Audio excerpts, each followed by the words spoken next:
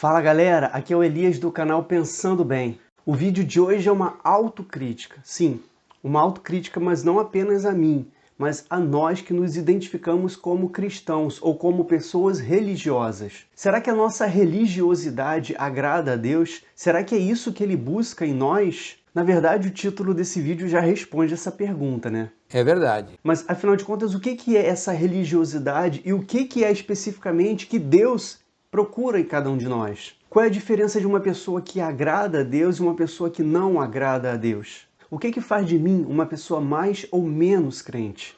É sobre isso que a gente vai falar nesse vídeo. Se você gostou, já te peço aí que deixe o seu like. Se não for inscrito no canal, ainda se inscreva. Hoje já temos um acervo com mais de 80 vídeos com os mais diversos e variados assuntos, alguns polêmicos, que abordamos sempre biblicamente com uma linguagem fácil de entender, leve e, quando possível, descontraída.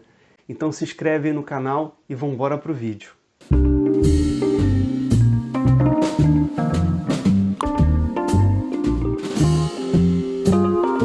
Um levantamento realizado pela BBC apontou que 8 a cada 10 pessoas no planeta se consideram pessoas religiosas.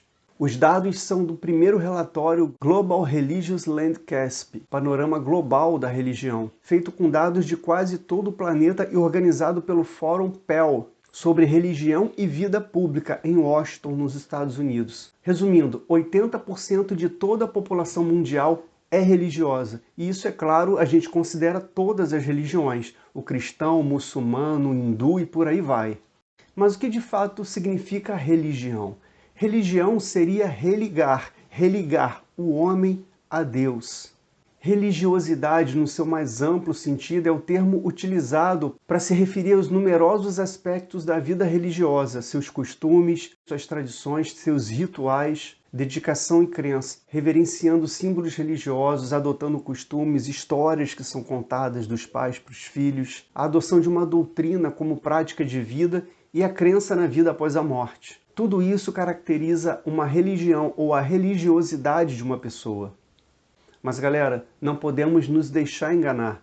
Uma religiosidade não quer dizer necessariamente uma vida que agrada a Deus, uma vida de comunhão com Deus. Se perdemos o foco que é um relacionamento verdadeiro com Deus, podemos nos tornar religiosos de práticas e costumes vazios, sem significado e sem a presença daquele que é mais importante, o próprio Deus. Olha o que lemos lá em Lucas, capítulo 18, versículos de 10 a 14.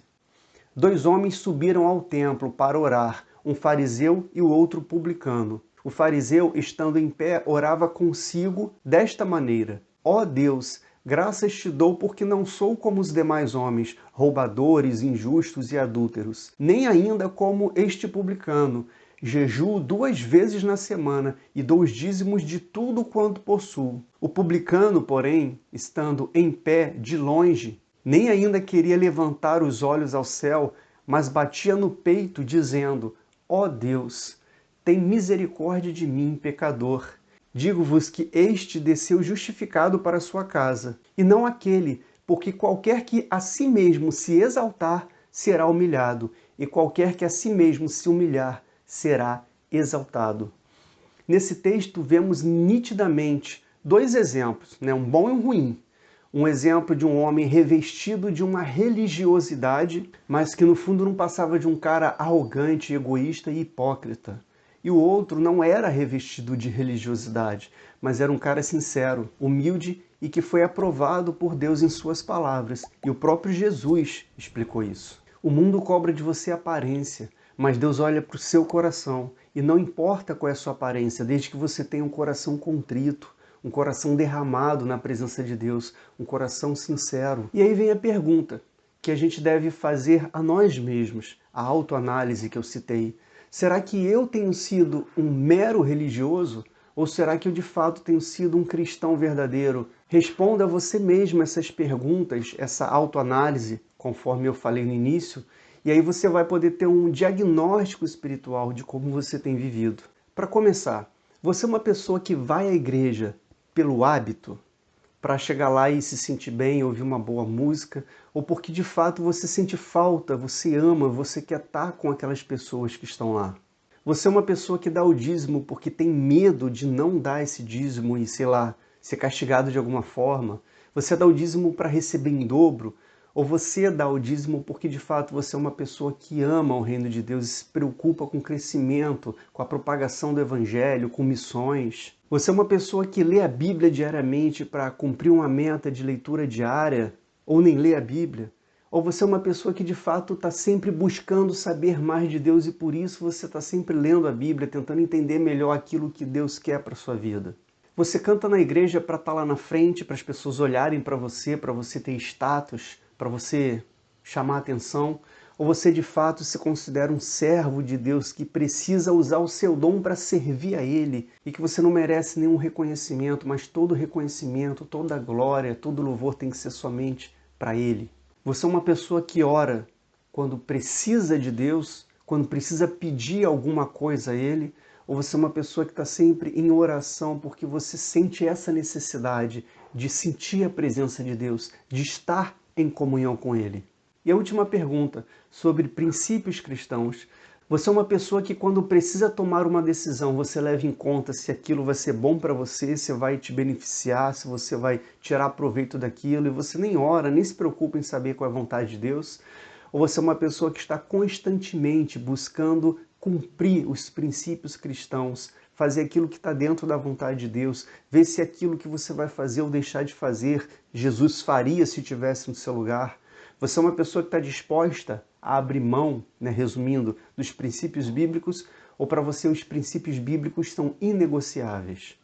Deus sabe por que nós vamos à igreja, Deus sabe o que está dentro do nosso coração. Ele conhece. João relata uma chamada que Jesus deu em algumas pessoas que estavam indo atrás dele por interesse.